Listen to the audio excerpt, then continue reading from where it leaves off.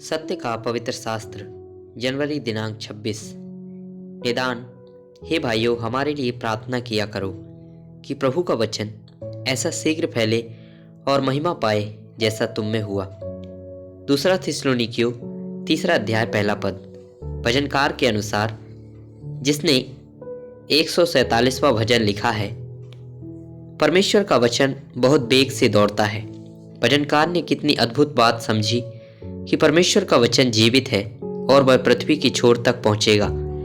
भजन संहिता 147 का 15 पद। वह पृथ्वी पर अपनी आज्ञा का प्रचार करता है। उसका वचन अति वेग से दौड़ता है। इस लेखक के अनुभव का आनंद पवित्र शास्त्र में विश्वास करने वाले प्रत्येक व्यक्ति को लेना चाहिए। आज के मनुष्य ने ऐसा सोचा है या गलत समझा है कि पवित्र बाइबल एक ईसाई धार्मिक पुस्तक है। नहीं, निश्चित रूप से नहीं, क्योंकि जब पवित्र बाइबल का लगभग 99% हिस्सा यहूदी राष्ट्र का जीवन शैली और आत्मिक सेवा और इतिहास के बारे में बताता है, तो यह बात स्पष्ट है कि ईसाई धर्म प्रभु यीशु मसीह के लगभग 200 वर्ष बाद तक भी अस्तित्व में नहीं आया। आरंभिक कलीसिया और संतों की मंडली वे परमेश्वर के वचन का सम्मान और आदर करने के संबंध में अपने दृढ़ विश्वास के बारे में बहुत स्पष्ट थे। वे जहाँ कहीं भी गए, उन्होंने परमेश्वर के वचन का प्रचार किया, और जैसे जैसे विश्वासियों की संख्या बढ़ती गई, वैसे वैसे परमेश्वर के वचन के प्रचार करने वाले भी बढ़ते गए।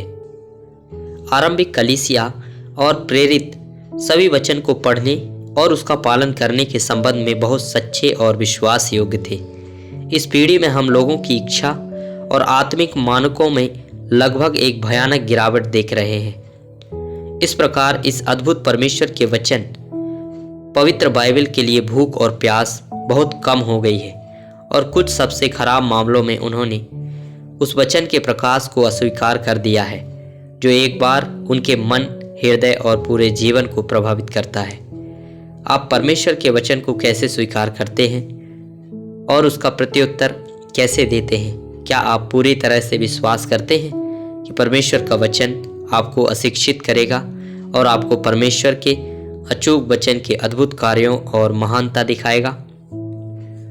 जिन लोगों ने इस शक्ति और महिमा का स्वाद चखा है, वे निरंतर पूरे हृदय से आज्ञाकारी होकर और पूर्ण विश्वास के द्वारा अपने जीवन में और जीवन के द्वारा से परमेश्वर के वचन की महिमा करेंगे। क्या आप भी उनमें से एक हैं? यहाँ हमें याद दिलाया जाना चाहिए कि प्रेरित यूहन्ना को दिए गए प्रकाशन के अनुसार परमेश्वर का वचन ही परमेश्वर है।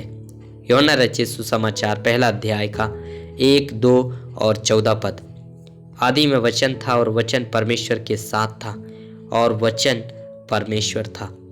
यही आदि में परमेश्वर के साथ था, और वचन देहधारी हुआ और अनुग्रह और सच्चाई से परिपूर्ण होकर हमारे बीच में डेरा किया, और हमने उसकी ऐसी महिमा देखी जैसी पिता के इकलौते की महिमा।